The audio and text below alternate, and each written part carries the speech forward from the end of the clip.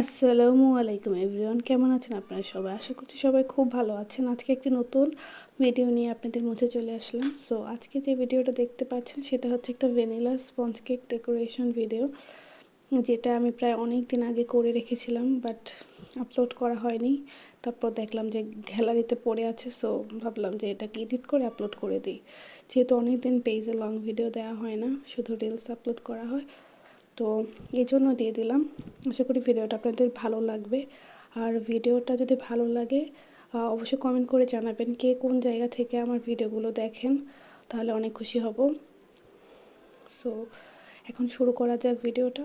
আমি ফার্স্টে এখানে বোর্ডে কিছু পরিমাণ ক্রিম দিয়ে দিয়েছি, এরপর এক স্লাইস কেক দিয়েছি, তারপর এখানে সুগার সিরাপ দেওয়ার পরে অ্যাজ ওয়েল ক্রিম দিয়ে ভালোভাবে এটাকে দিয়ে দিয়েছি সব জায়গায়। এই তো আমি এখানে 2টা লেয়ার এরপরে দিয়ে এটাকে ভালোভাবে ক্রাম কোটিং করে নেব। দেখতেই পাচ্ছেন কেকের কিন্তু মাস্ট, কেক ডেকোরেশনের ক্ষেত্রে ক্রাম কোটিং করাটা কিন্তু মাস্ট, অবশ্যই করার চেষ্টা করবেন, তাছাড়া কিন্তু কেকের ফিনিশিং ভালো আসবে না।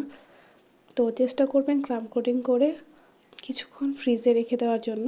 1-2 ঘন্টা রাখলে এটা খুব ভালো হয়, তাহলে ক্রামসগুলো উঠে আসে না। আমার কাছে যখন সময় থাকে আমি চেষ্টা করি সারা রাত ক্রাম কোটিং করে রেখে দেওয়ার জন্য, এতে টেস্টও ভালো আসে এবং এতে ফিনিশিংটা অনেক সুন্দর হয়। আপনারাও চেষ্টা করবেন এই কাজটি করার, তাহলে দেখবেন অবশ্যই আপনাদের কেকের ফিনিশিং অনেক ভালো আসবে। সো এই তো আমি ক্রাম কোটিং করে ফেলেছি, এখন এটাকে আমি ফ্রিজে সেট করতে রেখে দেব। এই তো সেট করা হয়ে গিয়েছে, এখন আমি এটাকে নামিয়ে নিয়েছি ফ্রিজ থেকে। এখন আমি এটাকে ফাইনাল ক্রিম দিয়ে ডেকোরেশন করে নেব। আর যারা একদমই নতুন আছেন তারা চেষ্টা করবেন পাইপিং ব্যাগে ভরে ক্রিমটাকে দেওয়ার, ফিনিশিং এতে অনেক সুন্দর আসে। আর যেহেতু আমি সবসময় করি তাই আমি এভাবেই করে দিলাম, পাইপিং ব্যাগে আর ভরিনি।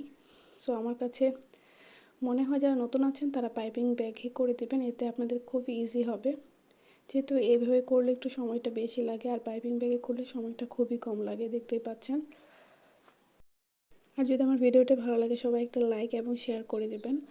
আর যদি ফেসবুক পেজ থেকে দেখে থাকেন তাহলে অবশ্যই আমার পেজটিকে ফলো করবেন, আর যদি ইউটিউব থেকে দেখে থাকেন আমার পেজটি সাবস্ক্রাইব করে দেবেন। এই তো আমি এখন ফাইনাল ফিনিশিং দিয়ে নেব, স্ক্রাবার দিয়ে আমি এটা সব দিক দিয়ে সেট করে নেব, দেখতেই পাচ্ছেন। আপনারা চেষ্টা করবেন স্ক্রাবার দিয়ে যে হালকা একটা ডিজাইন করা যায়।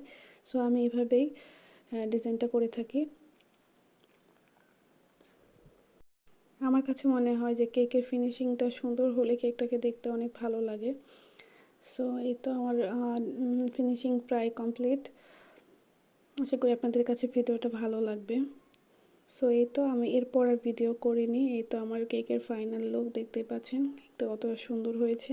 একদম সিম্পল ডিজাইন ছিল। ভিডিওটি ভালো লাগে লাইক কমেন্ট শেয়ার সাবস্ক্রাইব করতে ভুলবেন না। আল্লাহ হাফেজ।